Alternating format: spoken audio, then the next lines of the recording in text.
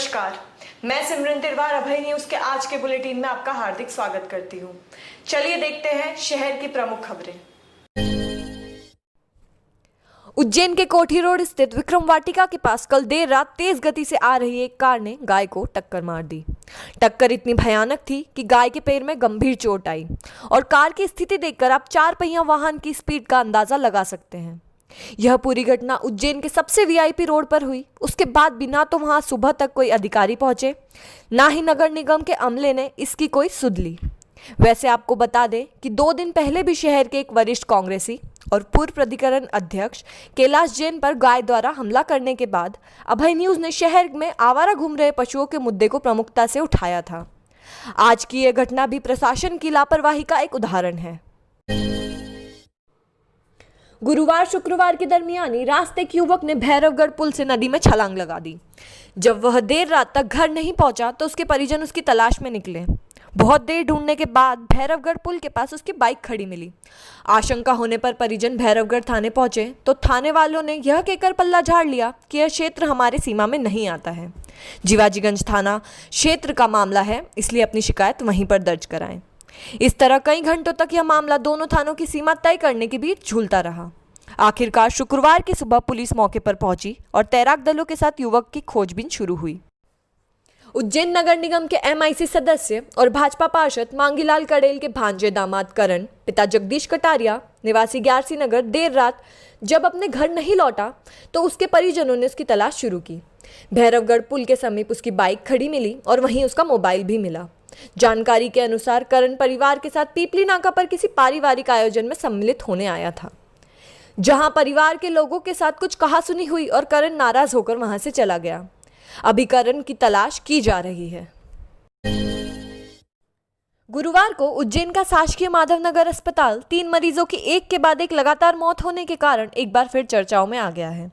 माधवनगर अस्पताल में उपचार करा रहे मरीजों की मौत की खबर के साथ यह खबर भी फैली कि अस्पताल में ऑक्सीजन न मिलने के कारण मरीजों की मौत हुई है। हालांकि उज्जैन के मुख्य चिकित्सा अधिकारी डॉक्टर महावीर खंडेलवाल ने इसका खंडन किया है। अभय न्यूज ने जब इस संबंध में डॉक्टर महावीर खंडेलवाल से बात की तो उन्होंने कहा कि गुरुवार को माधवनगर अस्पताल में 16 मरीज ऑक्सीजन पर थे। यदि ऑक्सीजन की कमी होती तो सभी मरीज प्रभावित होते। तीनों मरीजों की मौत निमोनिया से हुई है, जो कि कुछ दिनों पहले से यहां उपचार करा रहे थे। मरीजों की मृत्यु कल दुर्भाग्यपूर्ण तरीके से 3 मरीजों की मृत्यु लगभग 1 घंटे 1.5 घंटे के अंतराल में हुई। तीनों मरीज, एक मरीज 2 घंटे पहले भर्ती हुआ था, एक मरीज 2 दिन पहले था और एक मरीज, तीनों मरीज माधवनगर अस्पताल में गंभीर अवस्था में लाए गए थे। निमोनिया था, कोविड नेगेटिव थे। इसमें साथ में ये जोड़ा जा रहा है कि वहाँ ऑक्सीजन सप्लाई में कुछ रुकावट आई या संकट थी, पर जिस समय उनकी मृत्यु हुई उस समय 16 मरीजों को ऑक्सीजन लग रही थी। अगर ऑक्सीजन सप्लाई में रुकावट होती तो सभी मरीज प्रभावित होते, बाकी मरीज अब प्रभावित रहे। इसलिए और इसी कोई हमारे सामने समस्या ऑक्सीजन सप्लाई की या ऑक्सीजन सिस्टम के फेलियर की नहीं है। ये सब एक तरह का भ्रामक प्रचार किया जा रहा है, जिसका हम खंडन करते हैं। जिले में पिछले दिनों हुई लगातार बारिश के बाद किसानों के खेतों में खड़ी सोयाबीन की फसल खराब होने और उसमें पीलेपन की बीमारी होने का मामला अब राजनीतिक रूप लेता जा रहा है।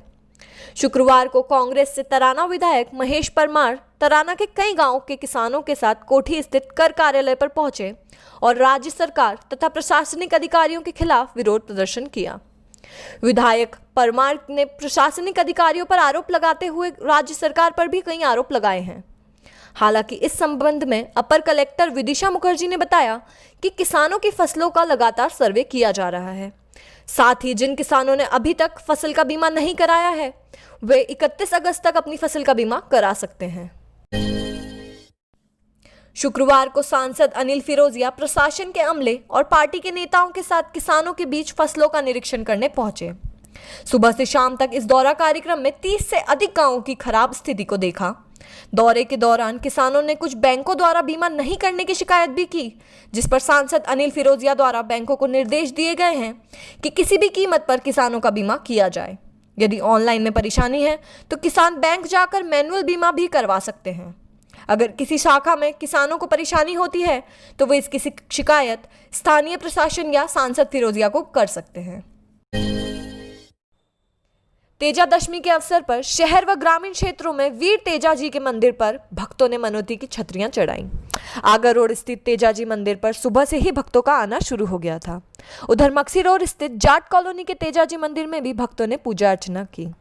नागजिरी नेहरू नगर में भी तेजा जी के दरबार पे छतरियों को चढ़ाया गया। यहाँ वीर तेजा जी का जो मंदिर है ये 200 साल पुराना है और यहाँ पर हर साल हजारों की जनता और भीड़ आती है। और इस बार कोरोना वायरस के कारण मेला स्थगित कर दिया गया। प्रशासन का हमने पूरा सहयोग करा और पूरे हिंदू समाज को वीर तेजा जी महाराज की तेजा दशमी की हार्दिक बधाई शुभकामनाएं। कोरोना संकट महामारी के चलते उज्जैन कलेक्टर के आदेश का उल्लंघन का मामला सामने आया है।